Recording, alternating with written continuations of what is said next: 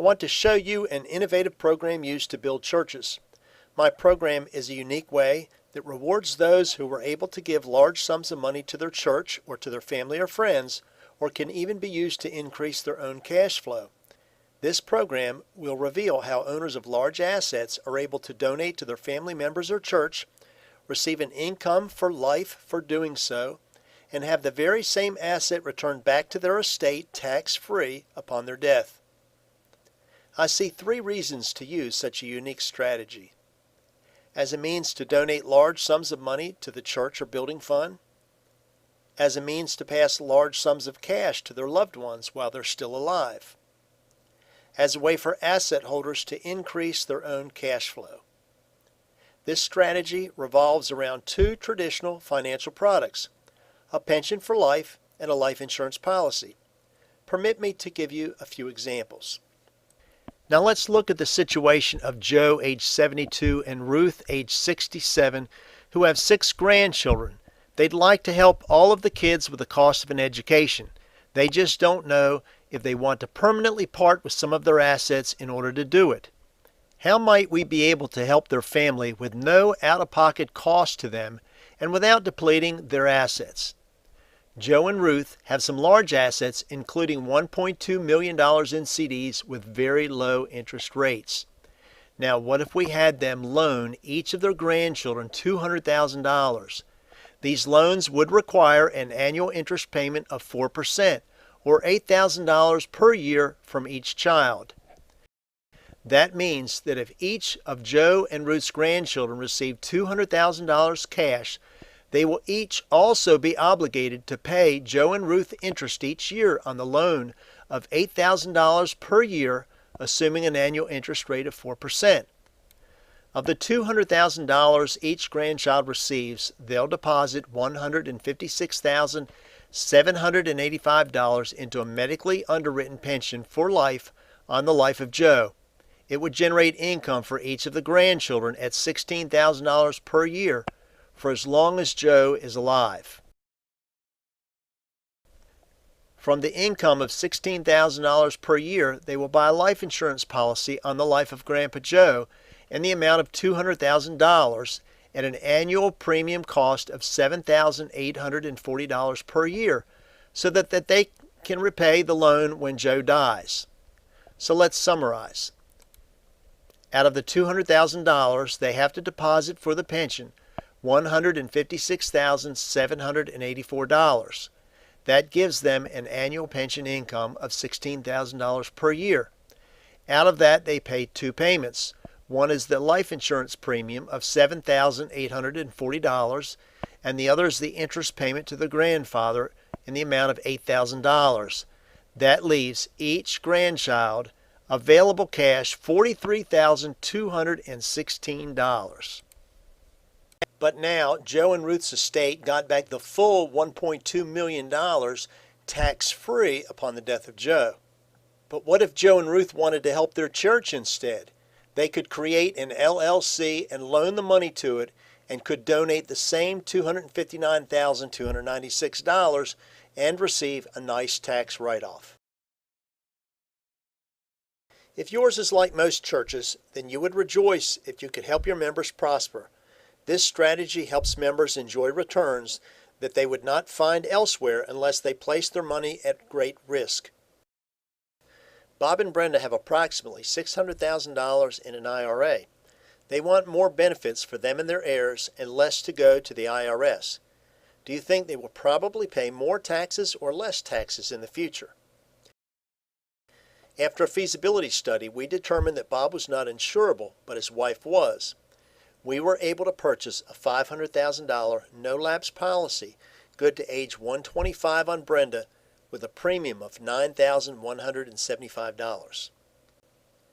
In exchange for the IRA, we obtained a pension on Brenda that paid $45,702, with an after-tax value of $32,905 per year.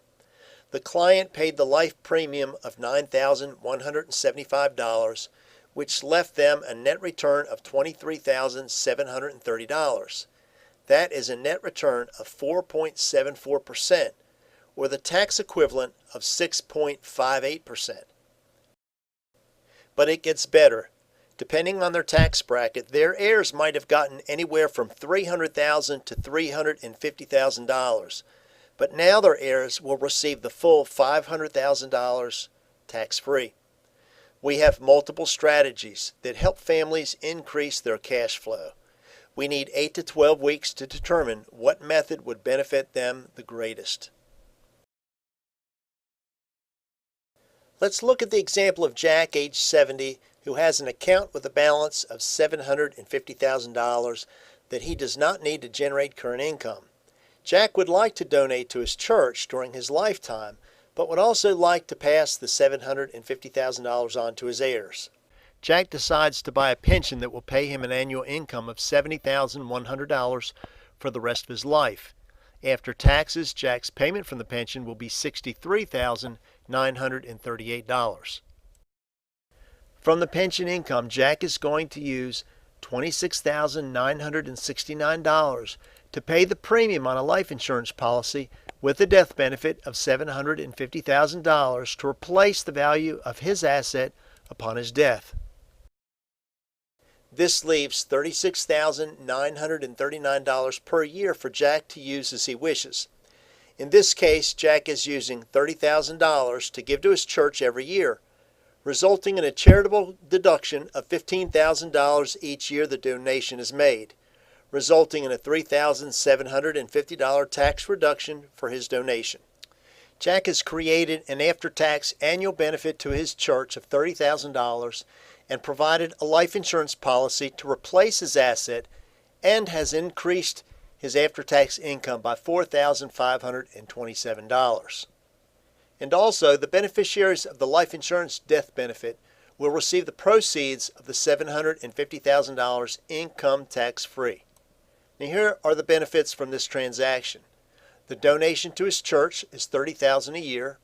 Additional income to Jack is $4,527 per year, and the tax-free benefit to his heirs is the full $750,000. Jason has an asset of $500,000 that is subject to market risk and wants to donate money to his church's building fund, but he has planned on passing it on to his family. We show him how he can do both. So Jason creates an LLC and loans it the $500,000 asset. In return, the LLC must pay Jason interest-only payments at 5%, or $25,000 per year. So the first thing Jason did was create a stable income. Now, since this is a real loan, the LLC must pay back the $500,000 upon the death of Jason. So it secures a life insurance policy on the life of Jason for $500,000, which will go back to the estate tax-free upon his death. The policy costs $17,000 per year. The LLC then takes $352,586 and buys a pension for life for as long as Jason lives. The pension will pay $42,000 per year, which is used to make the interest payments to Jason of $25,000 and to the insurance company for the premium of $17,000. That leaves $147,414 to jumpstart his church's building fund. So let's look at the benefits to Jason. He converted an unstable asset to a 5% return, or $25,000 for life. He gave $147,414 to his church with all the tax advantages.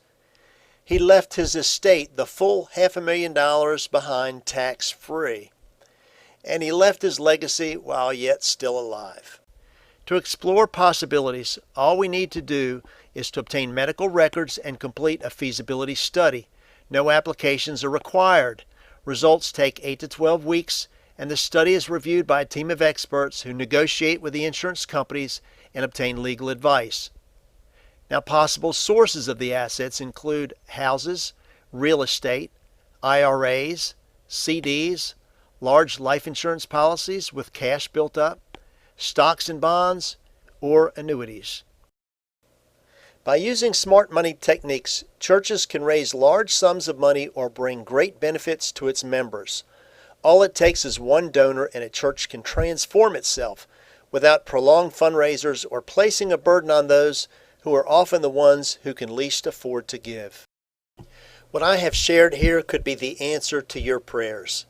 It is a solution that blesses all parties, and it could be just the thing that opens up the floodgates of heaven upon your church family. The only way to find out is to expose your church members to these sound money concepts. It has worked for many churches and charities and provides a way for people to give without loss. Now, how awesome is that? Call or email me if you'd like to share this with your church.